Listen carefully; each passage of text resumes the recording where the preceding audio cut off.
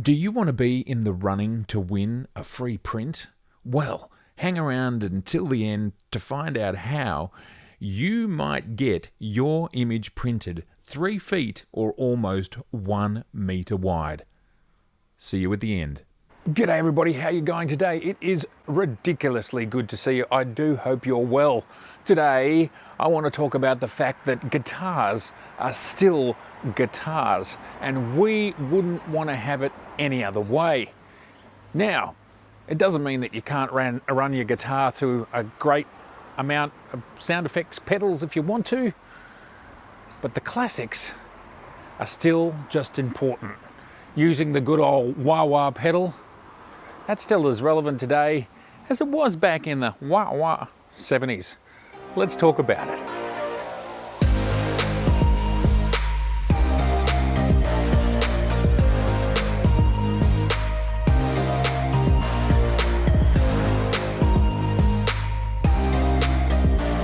Alright, so I suspect you're wondering, what the hell is Matt talking about today? He's talking about wah-wah pedals, guitars, and the 70s. Yes, it's true. I was talking about those things. But that is a metaphor for the fact that I want to talk about photography and image making. And the fact that since basically the invention of Photoshop, photography has gone from having a very limited amount of manipulation that was possible via either multi-exposures, putting two negatives kind of together and exposing them on a piece of paper and creating an enhanced photograph that way, or by dodging and burning and cropping. These were some of the tools available to a photographer before the digital age arrived.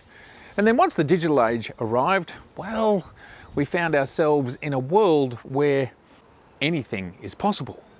And now we get to 2020, where commonplace and affordable, possible for anybody, is the 1 click, 2 clicks, 5 clicks, however many clicks, and your sky is replaced. I've got a beautiful blue sky with a minimal amount of clouds. You want to turn it into something else? You can, at the click of a button or two. Now, I am not saying this is good or bad. That's not what this video is about. This video is about the fact that I think all forms of creation are valid. They absolutely are valid. What I want to talk about is the fact that, has photography shifted so far along its evolution that now we're getting to a point where the images being created are far more than a photograph? I'm not sure if anyone's created any rules, because photography is an art form. It's not governed by rules.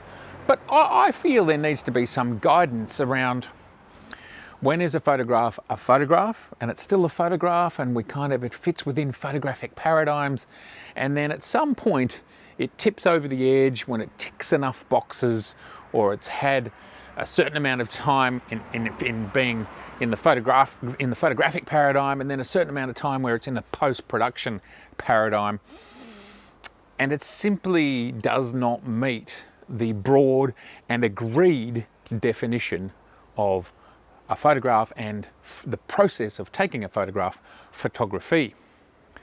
So this video is not about me coming to you with specifically what the rules are. This photography is about commencing a discussion that I would like to be ongoing, and perhaps in 2 years' time we might have an answer.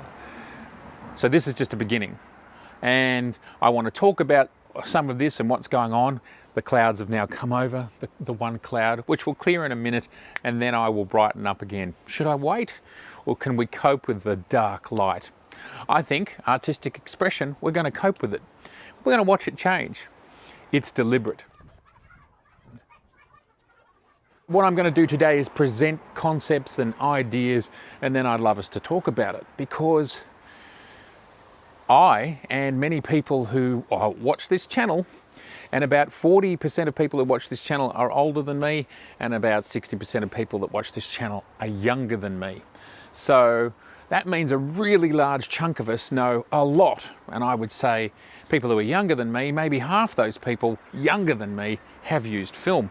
Probably 60% of people who watch this channel have had experience with film. And we know, of course, how ridiculously limiting film is.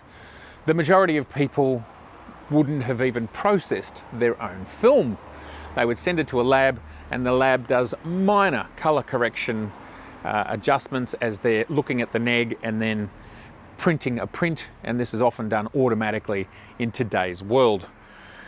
And only if you had your own enlarger could you start to do some of the things I talked about at the start, dodging and burning and combining multiple negatives. Combining multiple negatives, quite a difficult thing to do in the analog days. But this is photography, and let's say essentially this is photography for the majority of people who didn't have Photoshop in the 90s and didn't have their own darkroom in the 90s. This was what photography was up until after the year 2000. So it's only been the last 20 or so years that digital has become ubiquitous, it's everywhere, and that computers were in most people's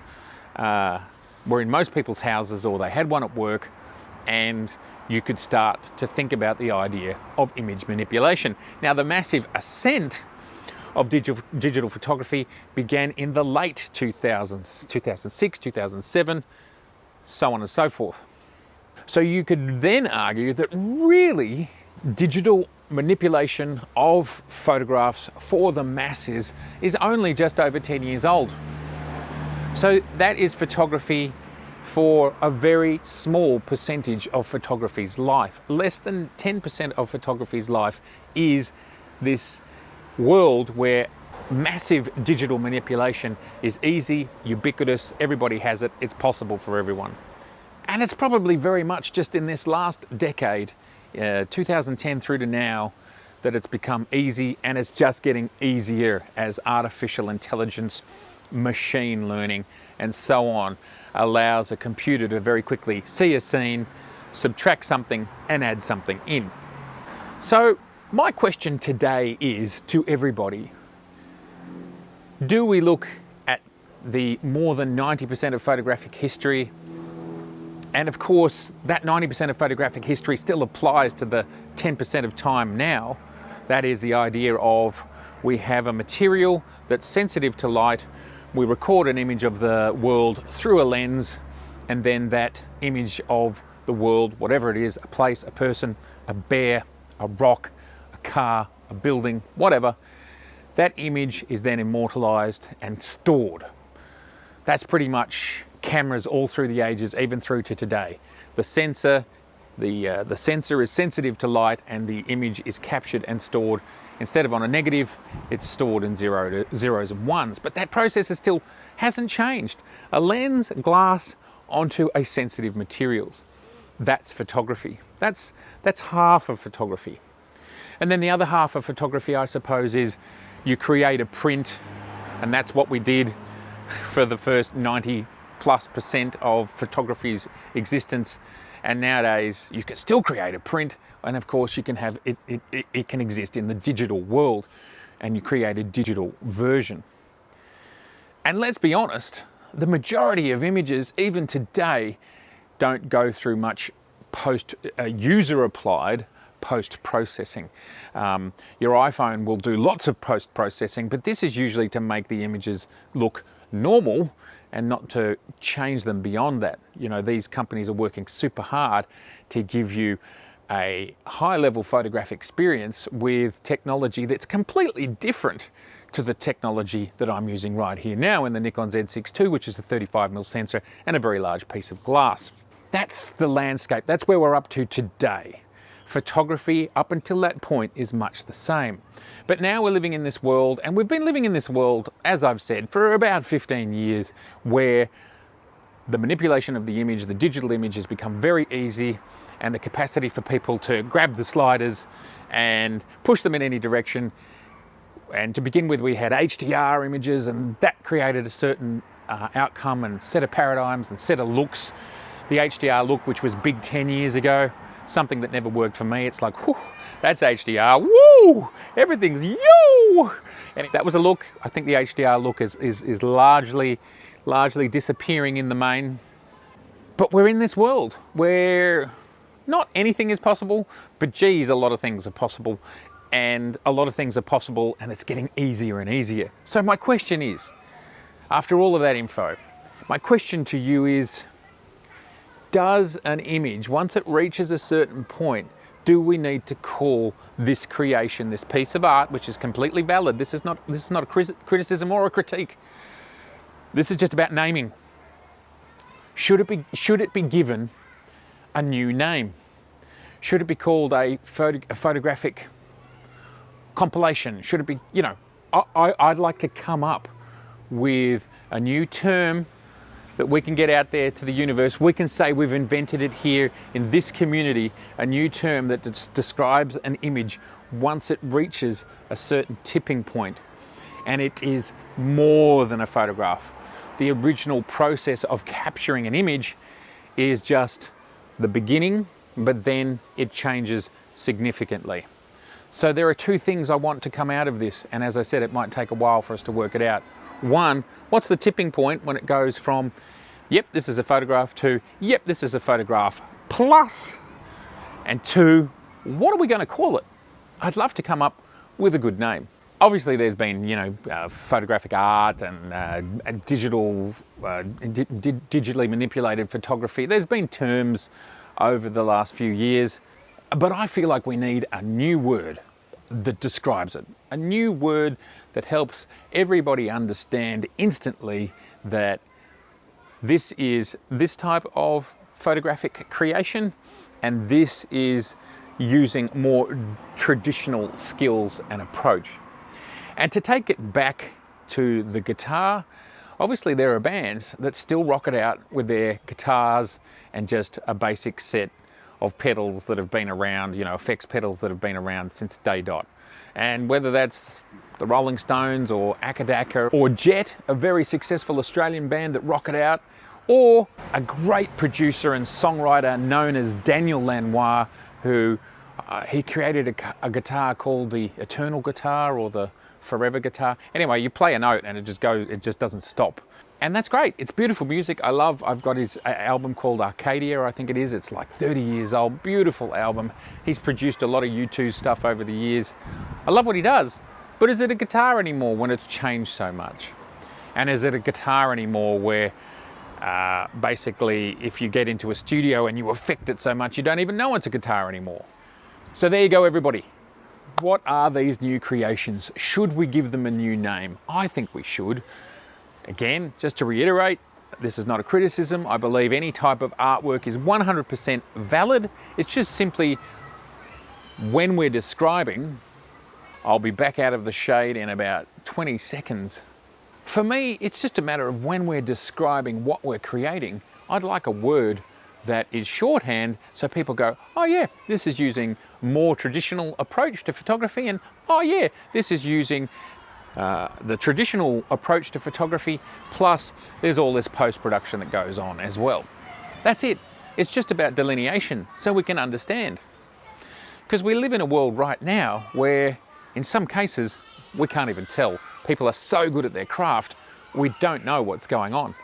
And I think it's appropriate for that delineation to occur. Let's start the conversation.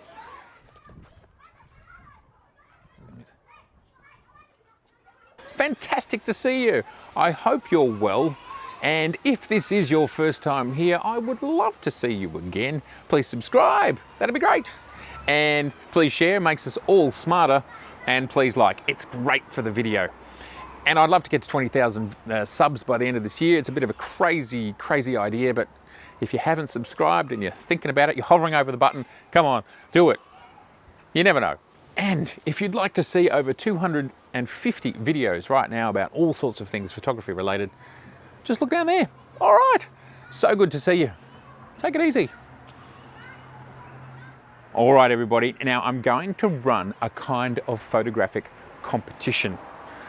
What I'm going to do is give you a keyword, one keyword, and then you're going to submit your photographs. You're going to have a month to do it. And the one that me and Mark decide is our favorite, both technically, photographically, and uses the keyword, I'm going to print you a print. And not only am I going to print you a print, but I'm going to print you a print that is 1 meter wide. So 35 mil, let's do it in the 35 mil aspect ratio. So it'll be about 55 centimeters on the small side and about 80 to 90 centimeters, about 3 feet on the long side. Doesn't matter where you are in the world, I'm going to print it and I'm going to send it to you. So keep in mind these things. It needs to be cinematic, needs to be cool, not cliched, blow our minds. I will show it on the channel when it's done, when it's finished. You've got 1 month to do it. So let's say final submissions by the end of the year. And the winner will get me printing your print. And what is the word? And the word is freedom. Make of it what you will. All right. Good luck.